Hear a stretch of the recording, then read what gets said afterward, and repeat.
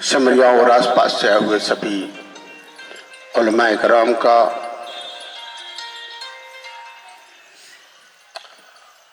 नौजवान साथियों का मैं शुक्रगुजार हूं कि आप सभी ने अपना वक्त दिया।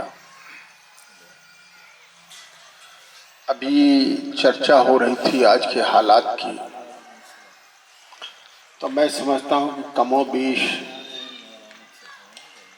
हर शख्स इससे आज वाकिफ है और जो हालात हैं वो लगातार खराब होते जा रहे हैं और ख़ास तौर पर मुस्लिम समाज के साथ। सिमरियावा एक पढ़ा लिखा सियासी और समाज का गढ़ है जो हालात को, मुल्क के और सूबाई हालात को, मुकामी हालात को बेहतर समझता है। मैं आपके सामने ये रखना चाहता हूँ कि मुसलमानों का ख़ास तौर पर जो आज हालात हैं, इसके लिए जिम्मेदार कौन है और इस हालात को ठीक करने का हल क्या है।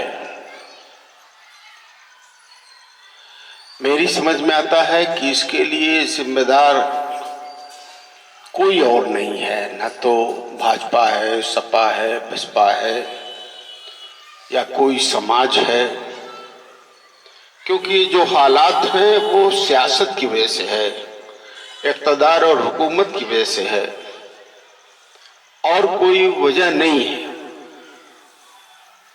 और इसके लिए जिम्मेदार कोई समाज नहीं है और कोई पार्टी नहीं है। मेरी समझ से इसके लिए जिम्मेदार सिर्फ मुस्लिम समाज है और कोई नहीं है। तो हमें ही सोचना है और मेरा यह भी 100% यकीन है कि इसका हल किसी के पास नहीं है, किसी सियासी दल के पास नहीं है, न किसी दूसरे नेता के पास नहीं है। इसका हल सिर्फ और सिर्फ मुस्लिम समाज के पास है और किसी के पास नहीं है। मुझे याद आया अल्लामा इकबाल का एक शेर कि कुव्वते फिक्र व अमल पहले फना होती है, तब किसी कौम की शौकत पे ज़वाल आता है। तो पहली सोच और उस पर अमल, इसके 3 मिसाल मैं दूंगा। एक अपने दीन से, क्योंकि मैं भी मदरसे के एक तालिब इल्म रहा हूं, अपने संविधान से, आज की सियासत से। दो उलमा हैं, एक मुफ्ती शफी खान साहब हैं, बैठे बाएं तरफ है, और एक मौलाना जमाल नासिर साहब कासमी हैं, जो हमारे दाहिने तरफ बैठे हैं। किसी हालत में, किसी तरीके से, किसी वजह से अपनी सियासत का, अपनी क़यादत का जो नेता है, लीडर है, वो दूसरे समाज का नहीं हो सकता। मैं समझता हूं कि ये हमारे दीन का एक हिस्सा है और सियासत दीन का एक अहम जुज़ है, हिस्सा है सियासत भी। और सियासत में ये नहीं है कि किसी एक पार्टी का, किसी एक नेता का, एक कायद का, एक लीडर का हिस्सा होना चाहिए। फिर अल्लामा इकबाल ने कहा था कि अफराद के हाथों में है अक़वाम की तकदीर, हर फर्द है मिल्लत के मुक़द्दर का सितारा। उन्होंने कहा था कि जो लोग हैं उनके हाथ में उस कौम की तकदीर होती है। लोगों से अवाम की उस कौम की तकदीर बनती है। लोगों की सोच, लोगों की कारकर्दगी, लोगों को रहने सहने का तरीका। और ये कहते हैं कि हर फर्द है मिल्लत के मुकद्दर का सितारा। ये जिम्मेदारी सिर्फ डॉक्टर अयूब की और पीस पार्टी की नहीं है, बल्कि ये जिम्मेदारी मुस्लिम समाज के हर फर्द की है। वो अपने मिल्लत की, अपनी कौम का वो मुकद्दर बनाता है, वो सितारा है, एक एक सितारा है अपने मुकद्दर का। और ये हमारा दीन है कि जमात में रहो, अपनी अमीर की बात मानो, जद्दोजहद करो, हिजरत करो, उसके लिए अपने माल और जान से इसमें खर्च करो अल्लाह के रास्ते में। ये तो हमारा दीन है। अल्लाह का रास्ता वही है जो हमारे नबी ने किया है। हमारे नबी ने सियासत की है, हुकूमत की है, सहाबा ने की है, खलीफा ने की है। तो ये हमारे दीन का हिस्सा है। मगर ये हमारी कमी है कि हमने 1947 में ये फैसला ले लिया कि इस मुल्क में मुस्लिम समाज कोई सियासत नहीं करेगा। और ये हमारे समझते हो कि सबसे बड़ा अपने दीन के मुखालिफ, सियासत के मुखालिफ और हमारे संविधान के मुखालिफ है ये फैसला लेना। और उसी का नतीजा है कि हम इस हाल में पड़े हुए। तो ये तो रहा हमारे दीन का एक हिस्सा। हमारे सियासत ने, हमारे संविधान ने इस मुल्क के नागरिकों को इंसाफ दिलाने के लिए, उनका हक दिलाने के लिए दो चीजें दी हैं जिसको फंडामेंटल राइट कहते हैं। और फंडामेंटल राइट है, बुनियादी हक है, बुनियादी अधिकार है इंसान का, हर नागरिक का, चाहे वो किसी मजहब का हो, किसी जात बिरादरी का हो, किसी मसलक का हो, अमीर हो गरीब हो, उसको एक हक दिया है कि अपनी हिफाजत कर सके। जिस समाज में वो रहता है उस समाज की हिफाजत करे, अपने समाज का और देश की हिफाजत कर सके, उसको एक बुनियादी हक दिया है, वो है वोट का अधिकार। वोट का अधिकार अपनी हुकूमत के लिए, अपनी सुरक्षा के लिए, अपने समाज की सुरक्षा के लिए दिया है। और अजीब बात है कि मुस्लिम समाज ने इस वोट के अधिकार को कभी अपने लिए इस्तेमाल ही नहीं किया। उसने हमेशा दूसरे के लिए दिया। कभी ब्राह्मण को दे दिया, कभी छत्री को दे दिया, कभी यादव को दे दिया, कभी जाट को दे दिया, कभी चमार भाई को दे दिया, सबको दे दिया। उन्होंने इस ताकत का इस्तेमाल अपने समाज को बढ़ाने के लिए किया। आपको हिसाब नहीं मिल सकता। हमारा दीन नहीं होता कि अगर दूसरे की क़यादत में हमारी कौम की भलाई होती, दूसरे समाज की, तो ये हमारे दीन में फर्ज नहीं होता कि अपने में से अपना मीर चुनो। ये नहीं होता। तो हमने अल्लाह के हुक्म और नबी के तरीके के खिलाफ अपने जहन का इस्तेमाल किया कि हम दूसरे की क़यादत में रहेंगे, दूसरे की गुलामी करेंगे। गुलामों का कोई मजहब नहीं होता, गुलामों का कोई हक नहीं होता, गुलामों का कोई वक़ार नहीं होता। तो हमने ये फैसला किया और आज ये फैसला करते चले आए। हम बचपन से सुनते आए हैं, मारने तक सुनते रहते हैं कि अपनी में उनको हराओ, उनको जिताओ, उनको हराओ, उनको जिताओ। कोई ऐसा काम है, कोई ऐसा बिजनेस है, कोई ऐसा तरीका है कि हम कामयाब हो जाए दूसरे को हराने में, दूसरे को जिताने में, दूसरे को ताकतवर बनाने में, दूसरे को कमजोर बनने में? कोई ऐसा तरीका है क्या? ये कभी नहीं रहा।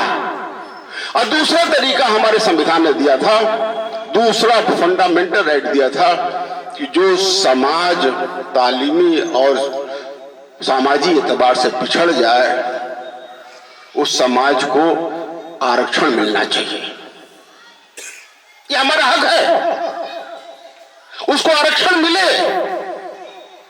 हमारा अजीब इत्तेफाक है, मुझे समझ में नहीं आता कि मुस्लिम समाज जो सबसे कमजोर हो गया है। सच्चर कमेटी 2006 में कहती है कि मुसलमान दलितों से भी बदतर हो गया है। रंगनाथ मिश्रा कमीशन कहती है कि मुसलमान तालीमी और सामाजिक एतबार से उनसे भी कमजोर हो गया है। अगर किसी को एतबार नहीं हो तो एक चमार भाई जो कमजोर है मुसलमान थाने में जाए, एक बहुत बड़ा सेठ मुसलमान जाए और एक चमार भाई जाए, देखो कौन पूछता है किसको? ये समाजी हैसियत है। आज कोई जुल्म हो इसी बाजार में, किसी चमार भाई पर जुल्म हो, उसका कत्ल हो, तो पूरा बोंडल मच जाएगा पूरे जिले में। 100 मुसलमानों को जला के मार दिया जाए, कोई पूछने वाला नहीं है। ये समाजी हैसियत हमारी। तो ये इसीलिए दिया है हमारे संविधान ने ताकत कि जो समाज की हालत कमजोर हो जाए उस समाज को आरक्षण दिया जाए। मगर अजीब मुसलमानों का सोचो फिक्र है और अमल है कि आज तक आजादी के बाद से कभी मुसलमान इस मुद्दे पर सड़क पे नहीं आया, कभी उसने अपने इस हक को इस्तेमाल नहीं किया। चमार भाई करता है, जाटो करता है, गुजर करता है, मराठा करता है, यादव करता है, सारे समाज करते हैं, लड़ते हैं, जान दे देते हैं आरक्षण के लिए। क्यों भाई देते नहीं देते हैं? पूरा रेल रोक देते हैं, सड़क खन देते हैं। मुस्लिम समाज वो कभी इसके लिए नहीं किया। तो दो कमी हमारी रही जिससे हमने अपनी हालत अपने समाज के सुधारने का सही तरीका नहीं इस्तेमाल किया। राजनीति में आप आइए, हमारे संविधान ने आरक्षण दिया था कि हुकूमत करनी है तो पहले पार्टी बनाओ, और हम पार्टी के मुखालिफ है। कोई आदमी पैसा नहीं देता, अपना समय नहीं देता कि अब पार्टी में जाओ। तो पार्टी बनाना यह हमारे संविधान ने हमको जिम्मेदारी दी थी, पर वो हम नहीं काम करते। जो भी समाज, बहुत सारे बुजुर्ग हमारे हैं 50-60 साल से होंगे, आज से 40 साल पहले चमार भाई, यादव भाई, जाट भाई, गुजर भाई, ये सब जो है वो भी यही काम करते थे कि दूसरे को वोट देते थे, अपनी वोट की ताकत दूसरी क़यादतों को देते थे। उनकी हालत मुस्लिम समाज से खराब थी कि नहीं थी? क्यों भाई, कुछ गलत तो नहीं कह रहा हूं, थी ना? उनके भी जगजीवन राम रक्षा मंत्री थे, प्रधानमंत्री थे, उनके भी विधायक थे, मंत्री थे, उनके भी विधायक मंत्री थे। उत्तर प्रदेश में यादव समाज का एक यहां का मुख्यमंत्री था। तो विधायक, मंत्री, एमपी, एमएलए, अधिकारी बनने से कुछ नहीं होता, उसका चलता है जो नेतृत्व है। एक मदरसे में है जो नाजिम है उसी के हिसाब से सारे असातिज़ा रहेंगे। क्यों साहब, गलत कर रहा हूं?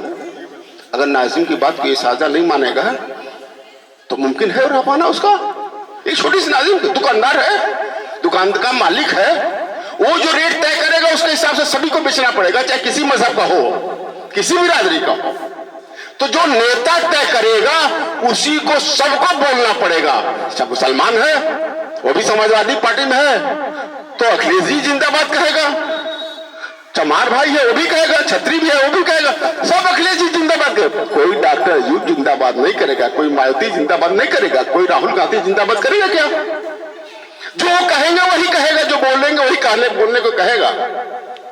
तो नेतृत्व फैसला लेता है, नेतृत्व फैसला लेता है कि होना क्या है, और कोई फैसला नहीं लेता। तो इसीलिए हमने कभी अपनी पार्टी बना करके उसके लिए काम नहीं किया और हुकूमत में हिस्सेदार बनने की कभी कोशिश नहीं की, बल्कि उसके खिलाफ काम किया। साथियों, अब है 5 मिनट और 2 मिनट में खत्म कर देते हैं। तो यही तरीका है। इसीलिए अल्लामा इकबाल ने कहता है कोते फिक्र और उसके साथ अमल। न हमने अपने दीन से सीखा, न संविधान से कुछ अपना हक लिया, न समाज में कैसे कौमें तरक्की की, हमने उसको कोई नकल नहीं की। याद रखिए कि हमने दीन के हिसाब से नहीं चले तो हम अल्लाह और अपने नबी के भी बागी हैं। हमारी जो बदहाली यहाँ है इससे फुर्सत नहीं मिल गई, इसका हिसाब मरने के बाद भी हमें देना पड़ेगा। अल्लाह हाफ़िज़।